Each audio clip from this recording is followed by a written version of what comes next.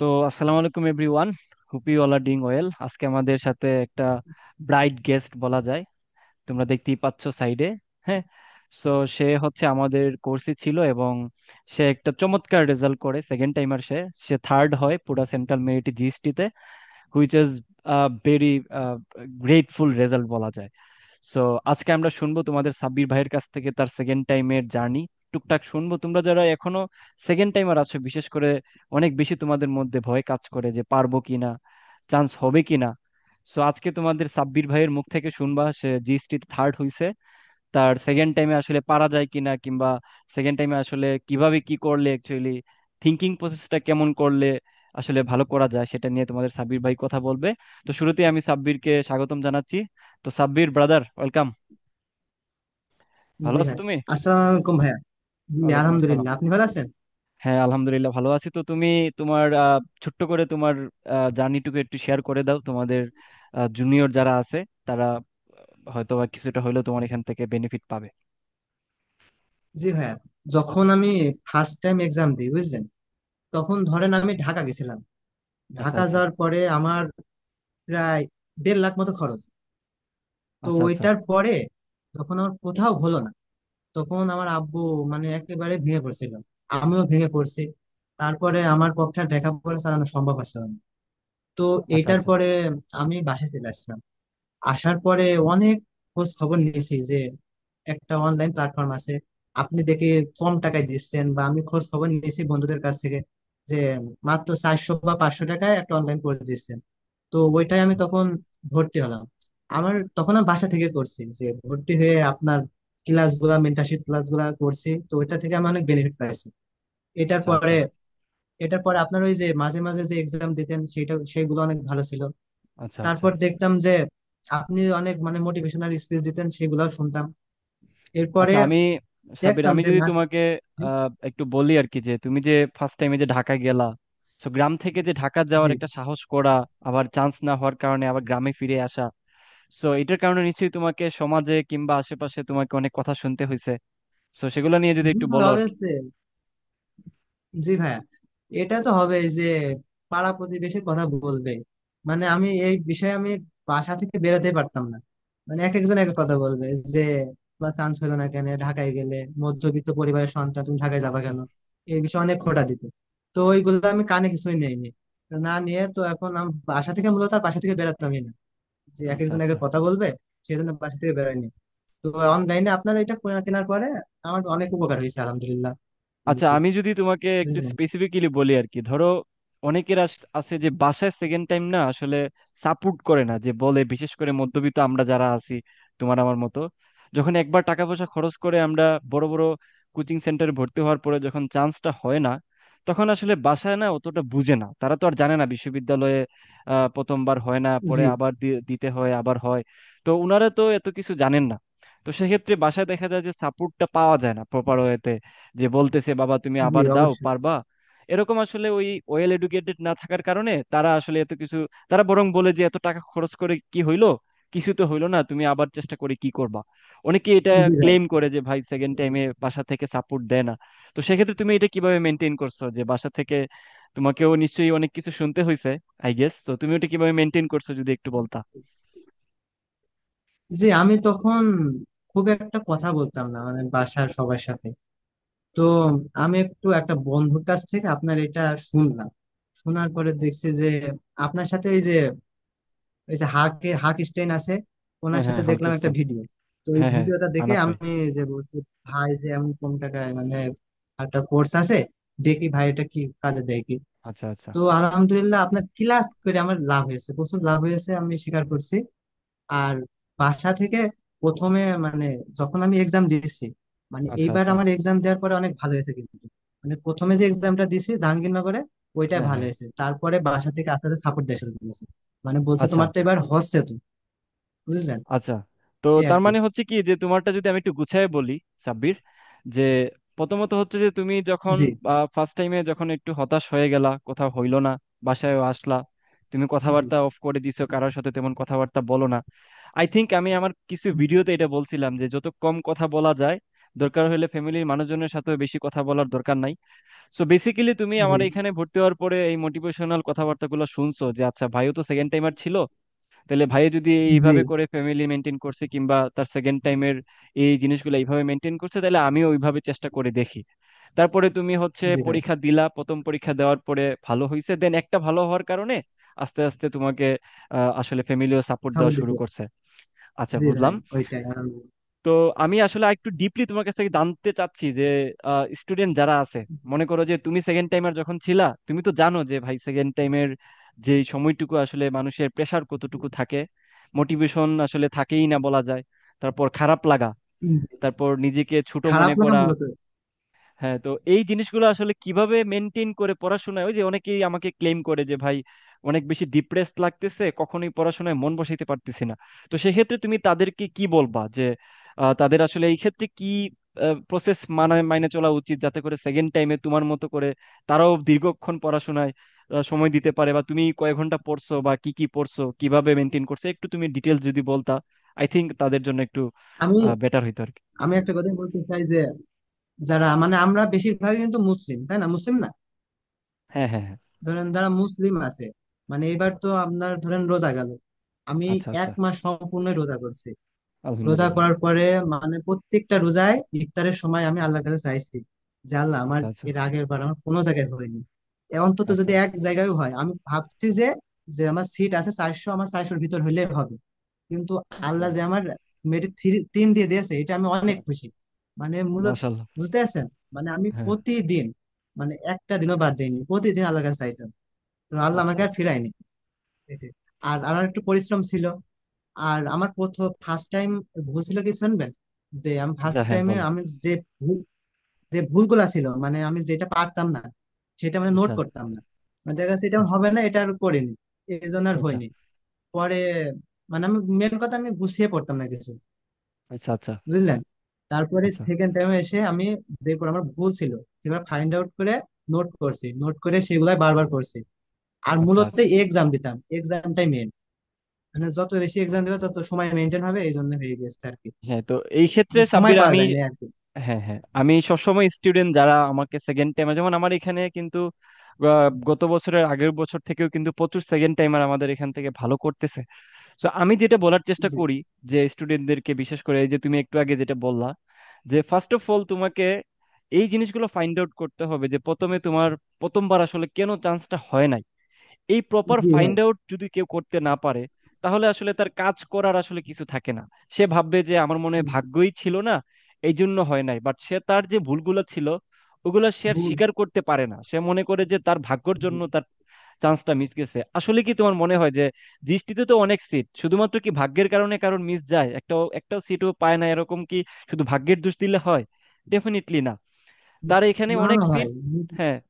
তো সেই ক্ষেত্রে তার, আমি যেটা বলি বা তুমি একটু আগে যেটা বললা, যে প্রথমত হচ্ছে তাকে একটা পেজ নিতে হবে, সাদা পেজ, যে সেই সাদা পেজের মধ্যে আমলনামা লিখতে হবে অনেকটা নিজের মতো জি। করে, যে আমি ফার্স্ট টাইমে এই এই কাজগুলা করছি, আমি এই এই ফাঁকিবাজিগুলা করছি, আমার এই প্রবলেম গুলো আমার ছিল, আমি ওইগুলা ঠিকঠাক মতো করতে পারি নাই।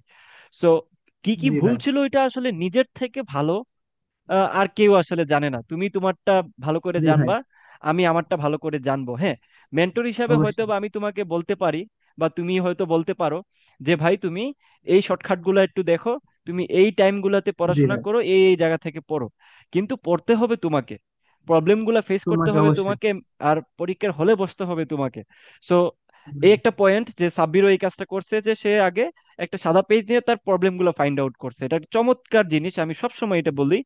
সো স্মার্টলি তুমি তোমার প্রবলেম গুলা লিখো, এবং ইচ এন্ড এভরি পয়েন্ট লিখো, যে আমার এই কারণে আমার হয়তোবা খাবারের প্রবলেম ছিল, হয়তোবা আমার বাসায় সাপোর্ট দেয় নাই, হয়তোবা আমি কোনো কোচিং এ পড়ি নাই, হতে পারে যে আমি অর্গানিক কেমিস্ট্রি পড়ি নাই, ইন্টিগ্রেশন পড়ি নাই, কিংবা আমি আড্ডাবাজি করছি, অথবা এও হইতে পারে যে আমি শহরে যাওয়ার পরে আমি ঠিকঠাক মতো প্রতিদিন পড়তে পারি নাই, আমি মানায় নিতে পারি। মানে ইচ এন্ড এভরি পয়েন্ট লিখো। লেখার পরে তুমি দেন সেকেন্ড টাইমে এসে চিন্তা করে যে লেটস স্টার্ট, যে আমি কেন আসলে এই জিনিসগুলো ফার্স্ট টাইমে ফেস আচ্ছা। করছি, ওইগুলো আমি আস্তে আস্তে ডিবাগ করা শুরু করি। যে হ্যাঁ, আমার ইন্টিগ্রেশন আমি পারি না, তো শুরু করো ইন্টিগ্রেশন। ইন্টিগ্রেশন পড়ার পরে একটা রাইট চিহ্ন দিলাম। তারপরে আসো যে হ্যাঁ, আমার সাপোর্ট দেওয়ার মতো কেউ নাই। ওকে, অনলাইনে আমি একটা ভাইকে চুজ করে নেই, যে ভাই, অ্যাটলিস্ট একটা ভাই আমাকে সাপোর্ট করবে। হ্যাঁ, যেমন সাপোর্ট আমাদের দিবে, এখানে জি ভাই। মেন্টরশিপ ক্লাসগুলো আসলে কেন দেওয়া হইতো যে একটা স্টুডেন্ট, সে শুধু পড়াশোনা তো সবাই করে, সাব্বির করে, আমি করে, সবাই সবাই করে পড়াশোনা, কিন্তু চান্স তো সবার হয় না। কেন হয় না? কারণ ওই যে অবশ্যই। একটা সময় এসে যদি একটা ভাই তোমাকে গাইডলাইন। বলে যে ভাই তুমি এই গাইডলাইনটা ফলো করো, তুমি পারবা, তুমি এইভাবে চেষ্টা করো, আমিও পারছি। তো এই জিনিসগুলো যদি কেউ না বলে, কেউ যদি এই জিনিসগুলো তোমাকে গাইড না করে, তাহলে তো তুমি বিশ্বাসই করবা না যে আসলে তোমার চান্স হবে কিনা। তুমি যদি চোখের সামনে, এই যে তুমি এখন সাব্বিরকে দেখতে পাচ্ছ চোখের সামনে, আমি নিজেও একজন সেকেন্ড টাইমার, আমরা দুজন মানুষকে তুমি জি। দেখতেছো, ডেফিনেটলি তুমি দেখার পরে তোমার একটা ভিতরে একটা কনফিডেন্ট কাজ করবে যে হ্যাঁ, এই জাহিদ ভাই এভাবে বলতেছে, উনি নিজেও সেকেন্ড টাইমার ছিল, সাব্বির ভাই থার্ড হইছে, উনিও সেকেন্ড টাইমার ছিল, সো উনারা পারছে, আমিও পারবো। দেড় চাই একটা মেন্টরশিপ জি, কোর্স, অবশ্যই। কিংবা আমি যে মেন্টরশিপ ক্লাসগুলো নিতাম, মেন্টরশিপ ক্লাসগুলো আমার কিন্তু এক্সট্রা ছিল, আমার মেইন ক্লাসের পাশাপাশি এক্সট্রা হিসাবে নিতাম। তো এই জিনিসগুলো অনেক বেশি কাজে দেয়। তো আমরা মেইন টপিকে একটু যাই, সাব্বিরের কাছে আবারও। আমি সাব্বিরকে একটু কোশ্চেন করতে চাই যে জিএসটির জন্য যদি কেউ খুব ভালো মতো এই মুহূর্তে তোমার মতো র্যাঙ্ক করতে চায়, যে টপ 10 অথবা টপ 20, মানে খুব ভালো করার জন্য, তার আসলে কোন কোন ব্যাপারগুলা আসলে খেয়াল করা উচিত, কোন কোন দিকে তার আসলে জোর দেওয়া উচিত বলে তুমি মনে করতেছো? এখন শোনেন, ধরেন এর মূল কারণ মানে জিএসটি টপ করার মূল কারণ হবে আমি মনে করি যে বায়োলজি আর ম্যাথে ভালো করা। আচ্ছা। বুঝলেন? তারা মানে বায়োলজি বায়োলজি কিন্তু প্লাস, বিরাট প্লাস পয়েন্ট। যারা বায়োলজি পারে না, তারা ধরেন অনেক সময়ও বাঁচে। আবার ধরেন অনেক কম সময় করা যায়, এর জন্য আর কি মানে ম্যাথে ওইটার জন্য সময় দেওয়া যায়। আর আচ্ছা। ম্যাথে খুব একটা ডিফিকাল্ট কোয়েশ্চেন হয় না, মানে এবার দেখছি যে সাস তারপরে অনেক জগন্নাথ এরা বেড়ে গেছে। তো আশা করি পরের বারও প্রশ্ন আরো ইজি হতে পারে। হ্যাঁ, তো হ্যাঁ। এইবার প্রশ্ন কিন্তু এমন কঠিন হবে না। আমি মনে করি যে বারবার যে প্রশ্নগুলাই আসছে সেগুলাই বারবার করা উচিত, মানে সেই আচ্ছা। টপিক ভিত্তিক করা উচিত, ওই প্রশ্নের ভিতরে চলে আসবে। আর ম্যাথ ফিজিক্স এর বিষয় হলো যে ফিজিক্সও খুব একটা কঠিন ছিল না আমাদের আমাদের বেলায়, এবার অনেক সহজ আচ্ছা। ইজি ছিল। আপনি বলতেন, আপনি প্রায় প্রায় বলতেন যে এবার শ্বাস বেড়ে গেছে, প্রশ্ন সহজ হবে হয়তো। আচ্ছা। সেই আচ্ছা। ভেবে আমি হ্যাঁ, নিয়েছি প্রিপারেশন, আলহামদুলিল্লাহ। আর আপনি সবসময় বলতেন যে বায়োলজি দাগাবা, ইংলিশের ভিতরে হ্যাঁ। হ্যাঁ। যাবা না, কারণ ইংলিশ আপনি তো দাগাননি শুনছিলাম, যে আমিও ইংলিশে দাগাই না, সমস্যা হবে হ্যাঁ আর আমি কি। বলছিলাম তোমাদেরকে। জি ভাই। জি, এই জন্য আমিও দাগাইনি আর কি। বায়োলজি আপনার কথা মতো দাগি, আলহামদুলিল্লাহ অনেক ভালো হয়েছে। আর আচ্ছা। 25টা এমসিকিউ এর ভিতরে 23টা হয়েছে। যাক আলহামদুলিল্লাহ। আচ্ছা, আমি যদি বাহ। মাঝখানে একটু বলি, আপনি সাব্বিরে মনে করে দিল, বায়োলজির পাবলিক আমিও ছিলাম। আমি আমার কোর্সটাতে সবসময় মনে হয় এই কথাটা বলতাম যে তোমরা বায়োলজিতে ফোকাস করো, কারণ ইংলিশের আসলে সিলেবাসটা আমরা কেউই জানি না, আর আমরা হচ্ছে বাঙালি, হিউজ। আমরা ইংলিশ আসলে কিছুই, আমি নিজেও পারি না, বুঝছো, আমি গ্রামার্টিক্যালের কিছুই জানি না। তো যেহেতু আমাদের সভাপতি আমরা ইংলিশে সবাই দুর্বল, তো আমি আবার তোমাদেরকে বলবো না যে ইংলিশ শিখো না, আমি বলতেছি যে তোমার চান্স পাওয়ার ক্ষেত্রে তোমার আসলে কতটুকু জ্ঞান আছে এটার থেকে জরুরি হচ্ছে তুমি ওই পরীক্ষার হলে কয়টা এমসিকিউ দাগায় দিয়ে আসছো। কতটুকু পারো। যেমন, হ্যাঁ, যেমন এমন না যে সাব্বির যে সেকেন্ড টাইমে প্রচুর মেধাবী হয়ে গেছে, ব্যাপারটা এমন না, সেও মেধাবী ছিল, বাট না না ভাই। তার কিছু প্রসেসে প্রবলেম ছিল।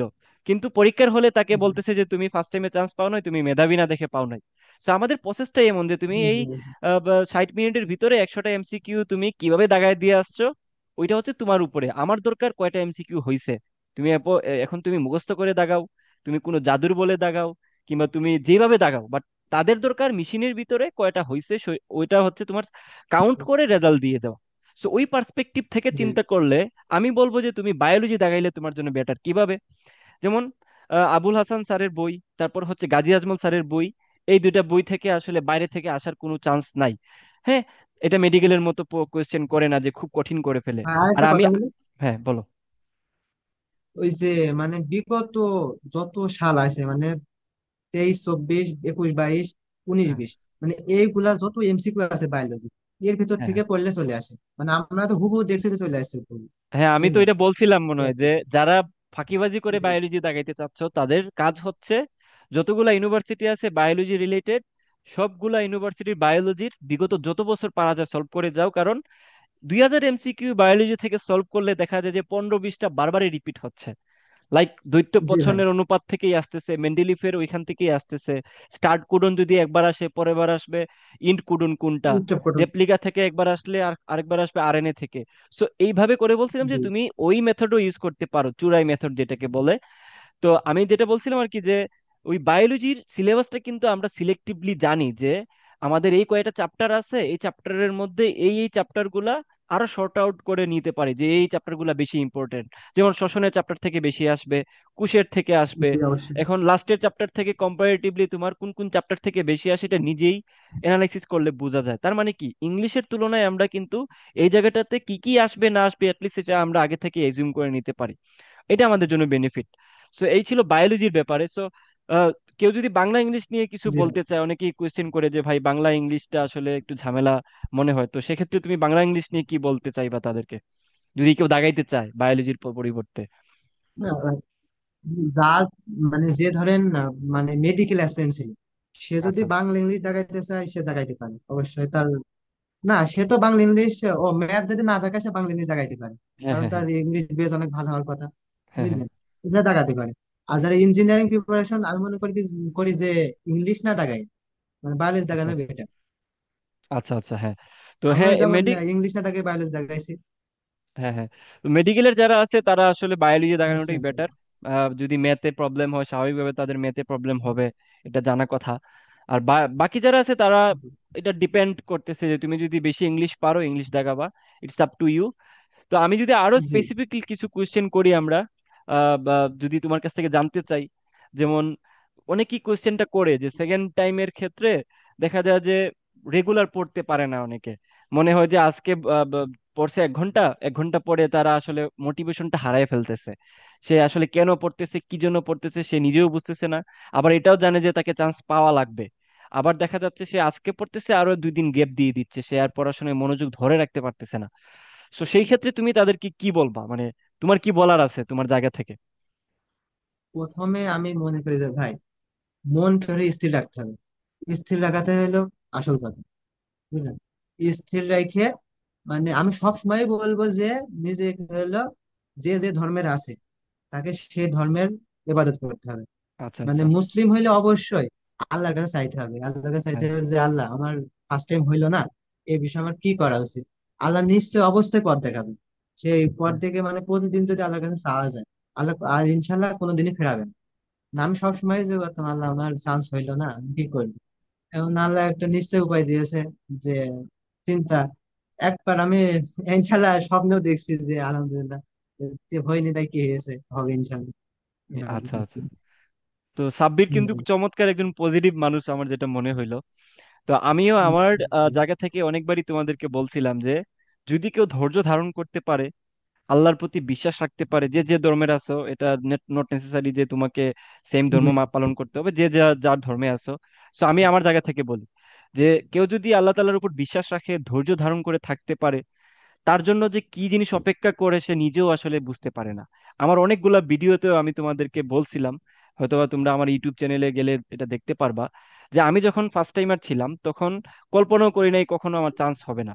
আবার সেকেন্ড টাইমে যাওয়ার পরে জি আমি ভাই। কখনো কল্পনাও করি নাই যে আমি আসলে আজকের এই পজিশনে আসতে পারবো। যেমনটা সাব্বির হয়তোবা কখনোই সে কল্পনা করে নাই যে একদম থার্ড হয়ে যাবে সে। সে নিশ্চয়ই এটা অবাক জি হয়েছে ভাই। এটা দেখার পরে। তো এটা কিন্তু সবই আল্লাহ তাআলার একটা ইচ্ছা এবং একটা প্ল্যান, কারণ ইস, একটা ভালো প্ল্যান। কারণ ওই যে ধৈর্য ধারণ করে থাকা, সাব্বিরে নামাজ কালাম ঠিকঠাক মতো করছে, কেন করছে? মন শান্ত করার জন্য। দেখো সে একটা ওয়ার্ড ইউজ জি করছে, ভাই। স্থির থাকা। স্থির থাকা দ্যাট মিন্স কি? তুমি 1 ঘন্টা পরে তুমি আর কন্টিনিউ করতে পারতেছো না, দ্যাট দ্যাট মিন্স যে তুমি অ্যাকচুয়ালি ভিতর থেকে অস্থির হয়ে আছো, তুমি নিজেও জানো না যে তুমি কি চাও। তো সেই জায়গাটা থেকে তোমাকে আগে স্থির হওয়া লাগবে যে ওকে, আমি অস্থির আছি, আমি নামাজ পড়বো, আমি আমার মনটাকে শান্ত করব। ভিন্ন ধর্মের হইলে মেডিটেশন করতে পারো, মুসলিম হইলে জি ডেফিনেটলি ভাই। নামাজের উপরে ওষুধ নাই। নামাজ থাকলে আসলে তোমাকে মেডিটেশনে এক্সট্রা টাইম দেওয়া লাগবে না। এবং আল্লাহর কাছে চাইতে হবে যে আল্লাহ আমাকে আপনি অস্থিরতা কমায় দেন, আমাকে আপনি ফোকাসড হতে সাহায্য করেন। তো সেক্ষেত্রে তোমার সাহায্য আল্লাহ তাআলা অবশ্যই করবেন, ওনার অসীম দয়া ওনার। তুমি নিজে থেকে এই জি অস্থিরতাটুকু দূর করতে পারবা না। সো যখনই তুমি অস্থিরতা থেকে বের হবা তখন তুমি অ্যাকচুয়ালি বুঝতে শিখবা যে আসলে তোমার কি করা উচিত। সো গাইডলাইনের ক্ষেত্রে যে আমার কোন জায়গা থেকে কতটুকু কি পড়া লাগে না লাগে, এটার জন্য তো ইউটিউবে হাজার হাজার ভিডিও আছে। তুমি জাহিদ ভাইয়ের ভিডিও না দেখো এটা সমস্যা নাই, কিন্তু তুমি অন্য যে ভাইয়ের কথা তোমার ভালো লাগে তুমি তার কথা শুনো, তার কথা মতো আগাও। গাইডলাইনের তো অভাব হবে না যে ভাই আমাকে গাইড করার মতো কেউ নাই। এই জিনিসটা এখন আর এই মুহূর্তটাতে অনলাইন জগতে কেউ বলতে পারবে না, বুঝছো? সো তুমি গাইডলাইনটা ফলো করো, ওইটা তুমি সব জায়গায় পাবা, বাট তোমার নিজেকে আগে স্থির হওয়া লাগবে। এটা যে কোনো ভাবে তুমি স্থির করতে হবে। নামাজ পড়ো, অথবা তুমি কোরআন তেলাওয়াত করো, ভিন্ন ধর্ম হলে মেডিটেশন করো, অথবা তুমি তোমার আব্বু আম্মুর সাথে কথা বলো। হ্যাঁ, যে যার মতো জি করে নিজেকে স্থির করতে হবে। যেমন আমি আমার কথা যদি একটু বলি, সাব্বিরের সাথে এই কথাগুলো আমার অনেক রিলেটেবল মনে হচ্ছে, কারণ আমি নিজেও সেকেন্ড টাইমার ছিলাম তো। তো আমি যখন ফার্স্ট টাইমে বিভিন্ন জায়গা থেকে একদম হুচট খেয়ে পড়ে গেলাম, হয়তো বা বা তোমরা অনেকবারই তোমরা শুনছো আমার কথা, নতুন কিছু না। তো আমি কিন্তু কখনোই এটা চিন্তাও করি নাই যে আমি এরকম একটা পরিস্থিতির শিকার হওয়া লাগবে, কারণ আমি যথেষ্ট কনফিডেন্ট ছিলাম। আমার ফ্রেন্ডরা যারা ছিল তারাও ভালো জায়গায় চান্স পাইছে, রুয়েট কুয়েট চুয়েট বুয়েটেও চান্স পাইছে। সো আমারও এক্সপেকটেশন ছিল বুয়েটে হয়ে যাবে। সো এখন আল্লাহ তাআলা তো জি সবাইকে সবকিছু দেন না, তাই না? তুমি মেধাবী থাকলেও তোমাকে আল্লাহ তাআলা দিবেন, বা তোমার ভাগ্যে যে বুয়েটি আছে কিংবা তোমার ভাগ্যে যে ভালো ইউনিভার্সিটি আছে, জীবনে কেউ এটা সিউরিটি দিতে পারবে না। অনেক মেধাবী জি ভাই। স্টুডেন্ট আছে যারা দিনরাত পরিশ্রম করে, অনেক মেধাবী, তারপরেও তারা জিএসটিতেও চান্স পায় নাই, এরকম অনেকেই আছে। সো এটা আসলে জি শুধুমাত্র পড়াশোনার উপর ডিপেন্ড করে না, অনেক কিছুর উপর ডিপেন্ড করে, হোয়াট এভার। তো আমি কিন্তু ওই জায়গাটা থেকে বিরাট একটা ধাক্কা খাইলাম, যে কি হইলো, এটা এত টাকা খরচ করলাম, শহরে গেলাম, ওই সাব্বিরের মতোই আমি সিলেট শহরেই পড়াশোনা করছি। সো আমার কাছে মনে হয়েছে যে বাসা থেকে টাকা পয়সা নিলাম, পড়াশোনা করলাম, উদ্বাসের মতো একটা জায়গায় প্রায় 20,000 25,000 টাকা দিয়ে ভর্তি হইলাম। তো কি হইলো, দিন শেষে তো রেজাল্টটা তো জিরো হয়ে গেল, তাই না? কারণ তুমি চান্স পাও নাই মানে ভাই তুমি আসলেই মেধাবী না, এটাই আমাদের পরিবেশ আমাদের সমাজ বলে, তাই না? এটাই আমি এটাই আমি জাহিদ ভাই হয়তো একসময় সাব্বিরকে বলতে পারি যে তুমি চেষ্টা করো, তুমি মেধাবী আছো, তুমি চেষ্টা করলে পারবা। বাট সবাই তো এরকম করবে না, সবাই ভাববে যে চান্স পাই নাই বেটা, মেধাবী না বেটা, আহ, ফাইজলামি করে সময় নষ্ট করছে, পড়াশোনা করে নাই জি ঠিকঠাক ভাই মতো, অবশ্যই। হ্যাঁ বাপ মায়ের টাকা নষ্ট করছে। তো মানুষের কথা কিন্তু আমাদেরকে ট্রিগার করে, আমাদের ভিতরে কষ্ট দেয়, আমাদের মনটা খারাপ করে দেয়। সো আমিও ওইভাবে মনটা খারাপ হয়ে গেছিল। আমি বন্ধু বান্ধবদেরকে দেখছিলাম সবাই দেখা যাচ্ছে অমুক ইউনিভার্সিটির ইভেন্ট শেয়ার করতেছে ফেসবুকে, তো সবাই আবার ওখানে কংগ্রাচুলেশনস লিখতেছে, আমি ওইগুলা দেখতেছি, অথচ আমি বাসায় বসে আছি। সো এই যে জি সিচুয়েশনটা, ভাই। আমি জানি প্রত্যেক সেকেন্ড টাইমার যারা এই মুহূর্তটাতে মানে ফেলিওর হয়ে বাসায় বসে আছো, সবাই এটা ফিল করতেছো। তো আমি এবং সাব্বির আমরা দুজনেই আমাদের পক্ষ থেকে তোমাদেরকে বলবো যে যেহেতু আমরা ওই জায়গা থেকে উঠে আসতে পারছি আল্লাহর রহমতে, তুমিও পারবা। বিশ্বাস করে, আলাদা কিছু না যে আমরা অবশ্যই। খুব বেশি মেধাবী দাবি করব নিজেদেরকে, না, মেধাবী না। অবশ্যই। আমরা পরিশ্রমী এবং আমরা সময় দিছি, ধৈর্য ধারণ করছি, চেষ্টা করে গেছি। কারণ স্টিল দেখো, আমিও জানতাম না যে আমি ভালো কিছু একটা করে ফেলবো সেকেন্ড টাইমে, সাব্বিরও এটা মানে এটা স্বীকার করবে, সে থার্ড হয়ে যাবে, এটা কখনো কল্পনাও করে নাই, কিন্তু হয়েছে তো। জি তো তুমিও হয়তো বা জি এখন মনে ভাই। হচ্ছে যে আমি পারবো না, যে আমাদেরকে ওই পাশে দেখতেছো, বাট চেষ্টা করে থাকলে, লেগে থাকলে তোমারও হবে। তো অনেক মোটিভেশন অবশ্যই। কথাবার্তা আমরা বলে দিছি, অনেক মোটিভেশন হইলো। তো আমি সাব্বিরের কাছ থেকে, গেস্টের কাছ থেকে আরো কিছু কথাবার্তা তোমাদের পক্ষ থেকে জানার চেষ্টা করব। তো সাব্বির, তো তোমার আসলে জি যখন ভাই। চান্সটা হইলো, তোমার মুহূর্তটুকু একটু শেয়ার করো। তুমি যখন সেকেন্ড টাইমে তুমি এত হতাশা থেকে যখন তোমার প্রথম চান্সের খবর আসলো, তখন আসলে তোমার মুহূর্তটা কেমন ছিল বা তোমার অনুভূতিটা কেমন ছিল? যদি একটু, যদি এক্সপ্রেস করার মতো না এটা, বাট একটু চেষ্টা করো আর কি বলার। জি ভাই, আমি বলছি। ধরেন আমি কুমিল্লায় ভর্তি হওয়ার জন্য, তো আমি কুমিল্লায় যাচ্ছিলাম, আমি একটা ম্যাচে ছিলাম, তো ওখান থেকে যাব। তো আমি ঘুমিয়ে আছি। সে ঘুমিয়ে থাকার সময় একজন ফোন দিয়ে বলছে, বলছে দোস্ত তুই থার্ড হয়ে গেছিস। আমি শুনে অবাক। আমি বলছি আল্লাহ, আল্লাহ কি হইলো এমন বললে। খুব একটু আল্লাহর কাছে শুক্রিয়া আদায় করলাম। শুক্রিয়া আদায় করে আব্বু আম্মুর কাছে সবাইকে জানালাম। তারা অনেক খুশি হলো। তারপরে আলহামদুলিল্লাহ আপনাকে, তারপর পরে আপনাকে বললাম, আপনি একটু অভিনন্দন জানালেন, এই আর কি। আর সবাই তখন মানে আমার সাথে একটু ভালো ভালো যাইছে, কথা বলতে আসছে যে এমন এমন কি করে হলো আর কি। তা আমি বললাম যদি আমি পারি তোমরাও পারবে। আমি তো সেকেন্ড টাইমার ছিলাম, আমার তো ফার্স্ট টাইম কোথাও হয়েছিল না, আমি যদি পারি তোমরা পারবে, এই আর কি বললাম। তো শুনলা জি তো ভাই। তোমরা অ্যাকচুয়ালি তোমাদের সাব্বির ভাইয়ের কথা, যে আহ, ওই ওই সময়টার যে ফিলিংসটা মুখে বলা পসিবল না। বাট তোমরা একটু জি ভাই। থিঙ্ক করো যে আমাদের এই ভিডিওটা দেখার পরে যখনই আমি আপলোড করব, একটু চিন্তা করিও যে আচ্ছা ভাইরা আসলে কি বুঝাইতে চাইলো। তুমি সিচুয়েশনটা একটু কল্পনা করিও সাব্বির ভাইয়ের মতো, যে আচ্ছা ওই সময়টাতে যদি আমি থাকতাম, আমাকে যদি কেউ বলতো আমি থার্ড হইছি, তারপর ফ্যামিলিতে তোমার আব্বু আম্মুর কাছে তুমি যদি এটা কল করে বলো বা যায় বলো যে আম্মু বা আব্বু আমি থার্ড হইছি সারা বাংলাদেশে একটা জি জিএসটির মতো একটা বড়সড় পরীক্ষার মধ্যে, কেমন ফিলিংসটা হবে বা কেমন লাগবে তোমার, একটু কল্পনা করিও, তাহলে আই গেস তুমি পড়াশোনা থেকে উঠবা না। কি মনে হয় সাব্বির? জি ভাই, অবশ্যই। এইটা আর কি। তো অবশ্যই। যাই হোক, আমরা খুবই শেষের দিকে চলে আসছি আজকের ডিসকাশনের। তো আমরা অনেক কথাবার্তাই বললাম।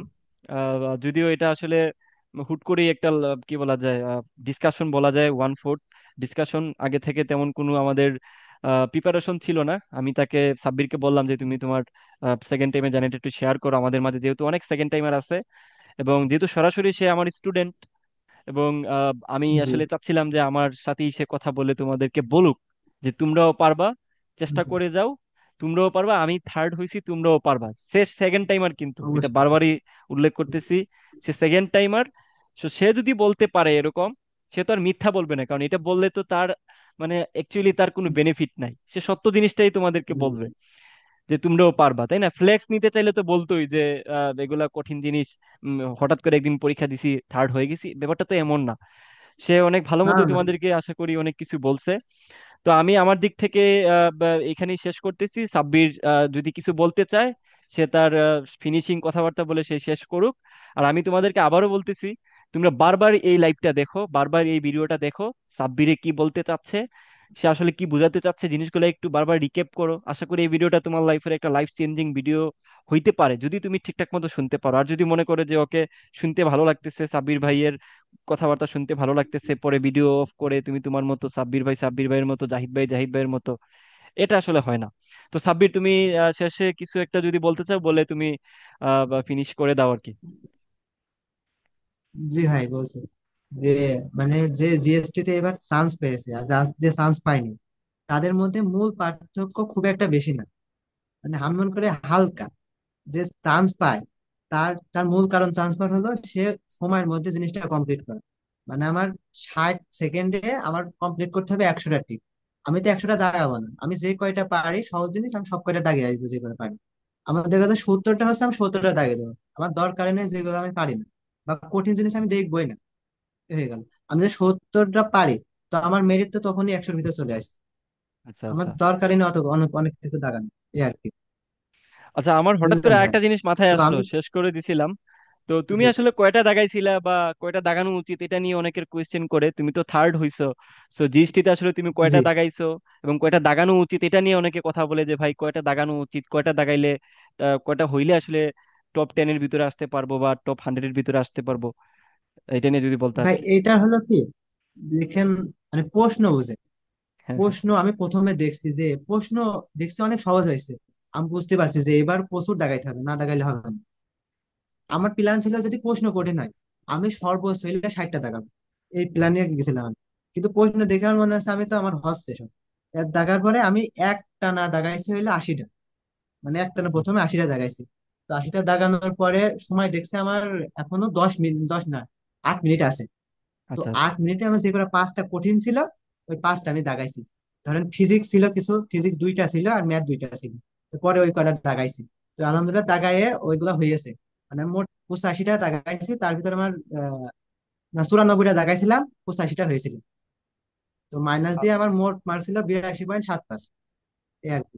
হ্যাঁ, তো সাব্বির তো বললো, তোমরা বারবারই কোয়েশ্চেন করো যে ভাই কয়টা, যে বললো সে ডিপেন্ডস অন কোয়েশ্চেন পেপার, যে তুমি কোয়েশ্চেনটা জি দেখার পরে আসলে বুঝতে হবে যে এই কোয়েশ্চেনটা আসলে ইজি হইলে তোমাকে অবশ্যই বেশি বেশি দাগাইতে হবে, কারণ সবাই এই জি কোয়েশ্চেন গুলা পারবে। আর যদি কঠিন হয় তাহলে জি, ডেফিনেটলি তোমাকে যেগুলো 100% শিওর তুমি ওগুলাই দাগাইতে হবে। এর বাইরে তুমি দাগাইলে আসলে অবশ্যই দেখা যাচ্ছে তুমি নিজেই হবে নেগেটিভ না। খাবা, তারপর হওয়ার না হওয়ার সম্ভাবনা সব থেকে বেশি। সো চমৎকার ভাবে জি সাব্বির তার হয়তো সময় স্বল্পতার কারণে আমরা আরো অনেক কথাবার্তা হয়তো বলতে পারতাম, কিন্তু যার যতটুকু জি সময় পাইছি চমৎকার ভাবে সাব্বির তার গাইডলাইন সেশন, তার যেই জার্নিটুকু একটু শেয়ার করছে। হয়তো ভবিষ্যতে সাব্বিরের সাথে আমাদের আরো কথাবার্তা হবে, আর গাইডলাইন সেশন হতে পারে তার সাথে ইনশাল্লাহ। সো সাব্বিরকে আবারও ইনশাল্লাহ। ধন্যবাদ আমাদের সাথে যুক্ত হওয়ার কারণে। আশা করি তোমার সেকেন্ড টাইমের যেই সাকসেস হওয়ার যে ব্যাপারটা, ওইটা তোমার দীর্ঘদিন যাতে ধরে রাখতে পারো, তুমি যাতে তোমার লাইফে আরো একটা ভালো একটা ভবিষ্যৎ তোমার হয়, যাতে তুমি পরবর্তীতে, আবারও বলতেছি যে ধরো সেকেন্ড টাইমে যারা থাকে তারা আসলে একবারই হুচট খায়, তারা আসলে লাইফের আর কোথাও আটকায় না, কারণ তারা একবার ওই যে হুচট খেয়ে উঠা শিখে যায়। ওই যে বলে না যে একটা বাচ্চা যদি একবার পড়ে, একবার পড়ার পর যখন নিজে নিজে উঠতে পারে, তখন আর কোনো গার্ডিয়ান লাগে না যে তাকে ধরে ধরে তুলবে, তখন সে নিজে নিজেই উঠতে পারে, কারণ শিখে গেছে সে। তো জি ভাই। যখনই সে হোঁচট খাবে সে একা একাই উঠবে। তো সেকেন্ড টাইমের যারা আছে তাদের ক্ষেত্রে এটা হয়। ইভেন আমি ভার্সিটিতেও দেখছি যারা ভালো করতেছে, যারা ভালো করছে, সবারই সেকেন্ড টাইমার ম্যাক্সিমাম, বিশেষ করে আমি সাস্টে যেটা দেখতে জি। পাচ্ছি। সো সাব্বির, আশা করি তার লাইফে সে আরো অনেক দূর এগিয়ে যাবে। তো সাব্বির, ধন্যবাদ তোমাকে আমাদের সাথে যুক্ত থাকার কারণে। সো আজকে এই পর্যন্তই, জি আমি বিদায় নিচ্ছি সবার কাছ থেকে। অবশ্যই অবশ্যই ভিডিওটা তোমরা বারবার বারবার দেখো, যারা জিএসটি তে পরীক্ষা দিবা, যারা সাস্টে পরীক্ষা দিবা, যারা যেখানেই পরীক্ষা দাও, আমার কোর্সে থাকো কিংবা ভাই অন্য কারো কোর্সে থাকো, তোমার উপরে এটা ডিপেন্ড করতেছে। বাট আমি চাচ্ছি তুমি আলটিমেটলি যাতে সঠিক তথ্য, সঠিক গাইডলাইন, সঠিক নিয়ম মেনে মোটিভেটেড হয়ে তুমি যাতে কামব্যাক করতে পারো। তুমি যাতে সেকেন্ড টাইম হওয়ার কারণে তুমি যাতে এটা না ভাবো যে আমি মনে হয় পারবো না। তুমি পারবা, সবাই পারতেছে, তুমিও পারবা। তোমরা যারা আছো সবার অবশ্যই। জন্য অনেক বেশি দোয়া থাকলো। আজকে এখানে বিদায় নিচ্ছি। আল্লাহ হাফেজ। টাটা। জি ভাই, হ্যাঁ। আসসালাম। ওয়ালাইকুম আসসালাম।